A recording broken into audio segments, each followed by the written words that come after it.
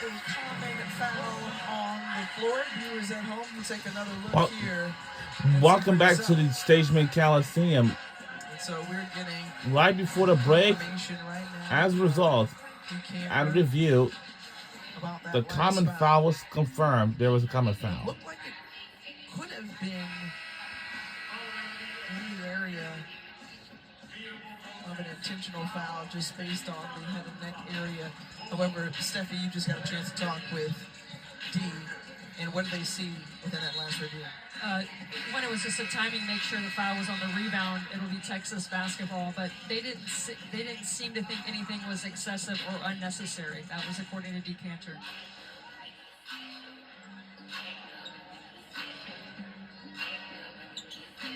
So Wolfam takes a seat as she picked up that last personal foul. She's got 3 now. 38-22 for those of you who had this score on your bingo card at home. Number 1 team Texas on the road here in Athens.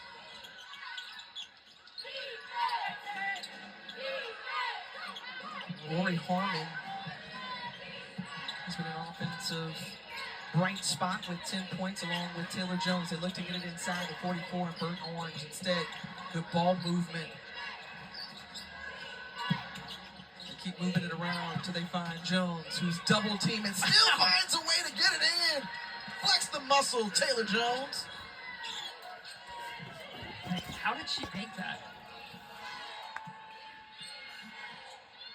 Jones, who's been putting in the work in the offseason, fielded that double team because that's exactly what Georgia wanted to do tonight, is, you know, kind of flood the paint. And Jones, strong move. Avenger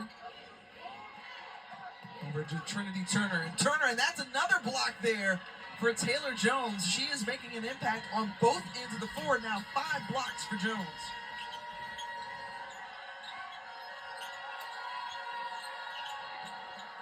Once more inside, turns around, bounces off.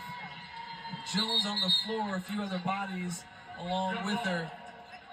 It's jump ball, and it's going to be Georgia basketball. Another look here. The big bucket. So tough. And then on the other end of the floor, I believe her 5th block on the evening. The rim protector. I think Georgia's guards had success in the first half, 4 or 5 on layups, and then they've just been 1 for 5 in the second half, and less clear attacks, and, you know, that was clearly addressed at the half for Texas. No easy layups for Georgia anymore. I think looks like it's kind of affected a little bit of the confidence, not of Fenoy's. She continues to knock it down. Well, she has been the big-time scorer, the main scorer, if you will, for Georgia. She's got 11 points now. For correction, 9 points for the Lady Bulldogs.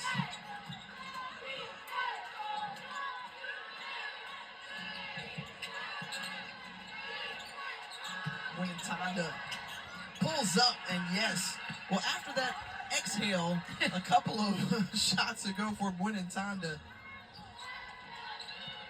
Short jumper goes. She was really intentional with her cuts, and you have to be against the zone. If you're just jogging through, that's really easy for you to cover space when you're in a matchup zone like Georgia runs. Foul by Shea Holly from behind on Avenger. So Holly gets her first personal foul.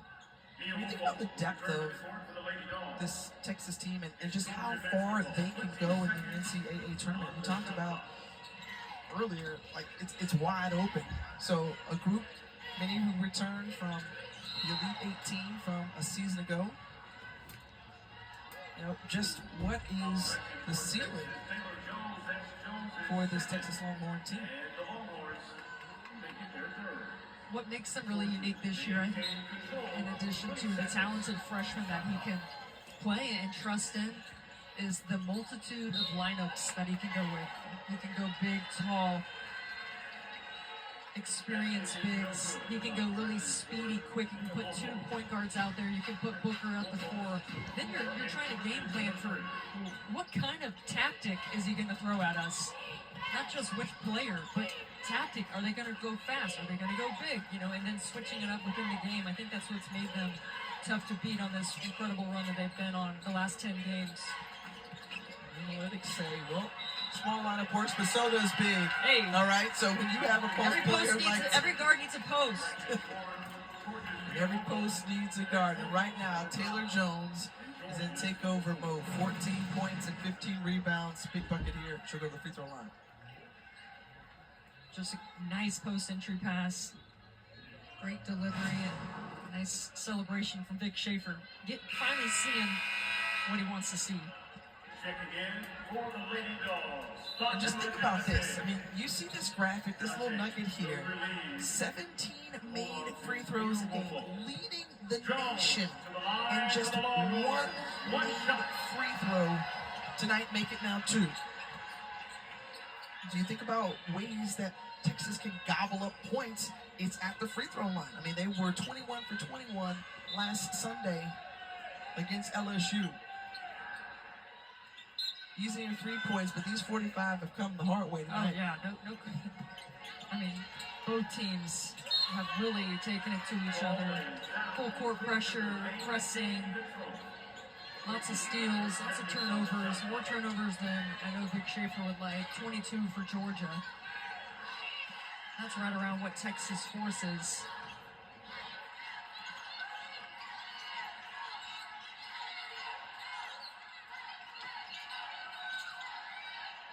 Verse picks up her dribble, and the miscommunication there.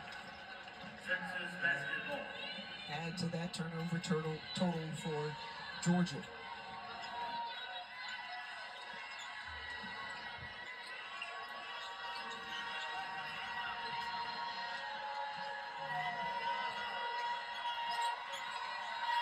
So among the bumps and bruises that you're going to take as a young team, as Taylor Jones turnaround won't fall, Madison Booker comes flying in to get the old board.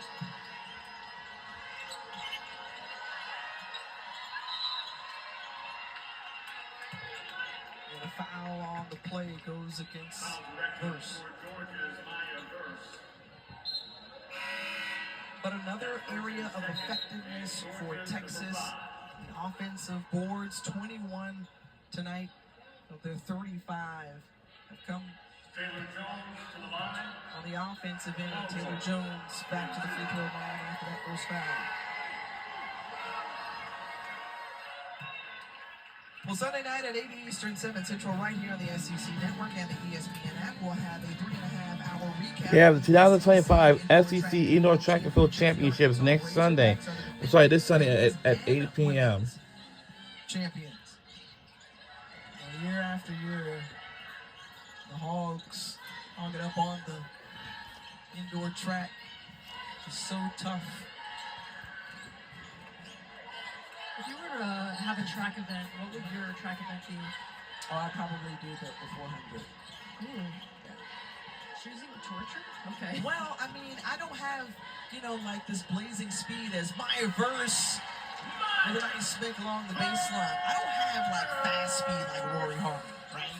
Like, she can get out the gate and go. So the 400 gives me like a shot to like kick at the end. For you choose what? Well, I don't know if I've got the talent to. What about field? If you don't want to do the track, how about the field events? Maybe some high jump. Okay. As if I have a vertical. We know I can barely get the backboard. Who am I kidding? Shay Holly with a long 2. Well, Holly and the Longhorns stretching out the lead a little bit further as Steffi Sorensen would maybe stretch over that high bar in the field events. All right, let's take a look at the latest bracketology. 10 teams in the SEC currently in the mix, and when you look at the seeding, South Carolina is tied for first place. Texas on that one line. Texas would go to Birmingham 3 or Birmingham 3. Do you see any shift or movement? Just a couple games remaining. Tennessee pops in there, top 16. Do you see any shift? You know, there's still a week left. I think Tennessee has the room to get to that top 4 seed. I believe they play on Thursday, Tennessee and Kentucky. That'll be a good one. I think Texas right now has proven to be safe as a 1 seed. They've taken care of business and earned that number 1 ranking and also number 1 seeding. I'm curious, kind of the bottom, the Vanderbilt and Mississippi State. Where can they improve? How far up can they go with the last week of conference play and then heading into Greenville? Because I know when I go to Greenville, I'm going to see Sam Purcell and I'm going to see Charlie Kareem, and there's going to be some talking to me nice. And I'm just wondering, how's it going to be in person? Right now, Mississippi State a 10 seed. They just want to be. I know they want to get into the tournament, but they want to increase that seeding. When you think about a team like Alabama, who met this Texas team last year in the second round, and Christy Curry's crew within the SEC tournament last year had a double bye. They've been playing really well. You've got Aaliyah Nye, who's the all-time three-point shooting leader in program history. Zay Green in the mix. Another team that we can talk about, but that's just the wealth that you have within the SEC. Think about the coaching jobs. Kenny Brooks, first year at Kentucky, top 25 team. Christy Curry, they've been in the top 25 pretty much all season long. Despite the awkward fall for Gwen Tonda, happy to see her pop back up and with a smile. But you were saying? Well, you think about Kenny Brooks, Christy Curry, Vic Schaefer taking Texas as a, in just 5 years, Texas has become the number one team in the country. I think that's, remarkable. John Staley, her continued success. Ken Mulkey and LSU, they've only lost 2 games to Texas and to South Carolina. So, there's been some incredible coaching jobs. Good luck voting Coach of the Year. Well, many of those names, as you mentioned, on that list, Vic Schaefer among them, and we've just seen outstanding coaches, terrific players. Ken Caldwell, Tennessee. Yeah. Jay Ralph, Yeah. getting Vanderbilt rings. Michaela Blakes and how well she's played. She solidified as your freshman of the year? She is. Okay.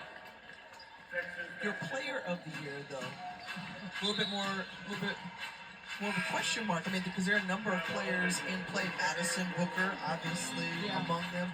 Who of the LSU trio would you say sticks out? Right now, Michaela Williams has been looking terrific. Michaela Williams, I think, gets slept on a little bit because the star power of Flau'jae Johnson, you can't help it.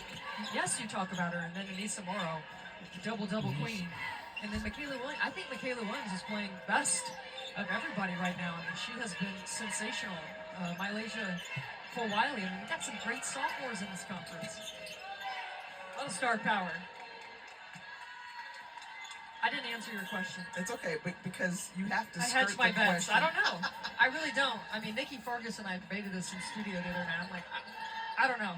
It could go many ways. I thought even Georgia Amore in her first she's in year the here with conversation. Kentucky. She's in the conversation.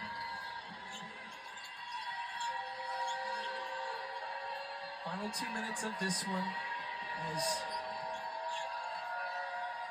Texas has spread out the sleeve. Preston elevates, and we saw a lot of that in shoot-around. She's very comfortable stopping and popping in the paint. Please welcome to the court for the Lady Dogs, Summer Davis. We're in a full rotation substitution for the Georgia Lady Bulldogs. So twin sisters India and Summer Davis into the ball game. A few double trouble duos here in Georgia. Think back to Kelly and Coco Miller and the great success they had here. Kim and Carl Braxton. We saw Camille and Miriam a little earlier tonight. Leverett along with Verse and Turner on the floor.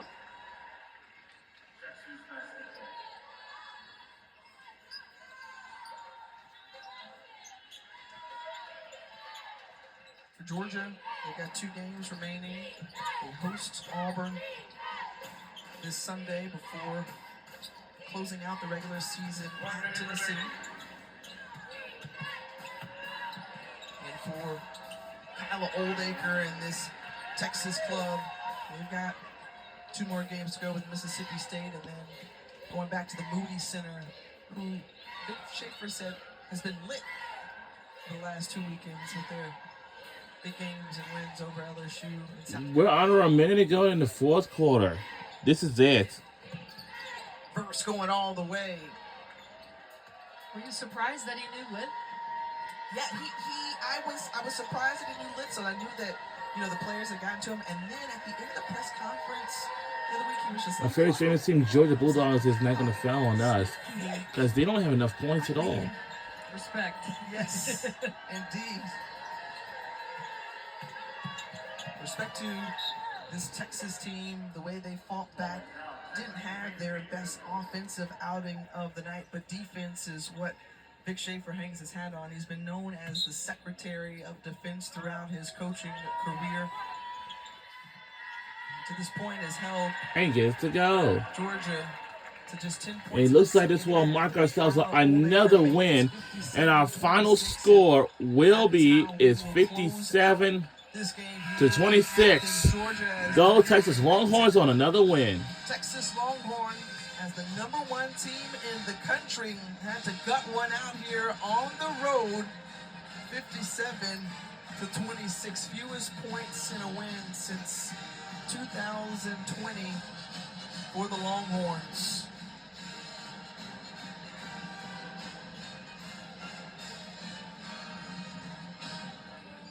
Well, Steffi, we'll have an opportunity to talk with your unsung hero for the Texas Longhorns, Taylor Jones, who had an outstanding night, especially in the second half, to lift this group on the road.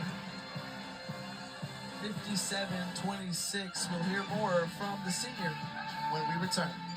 We'll hear something from the senior when we return. Don't go anywhere.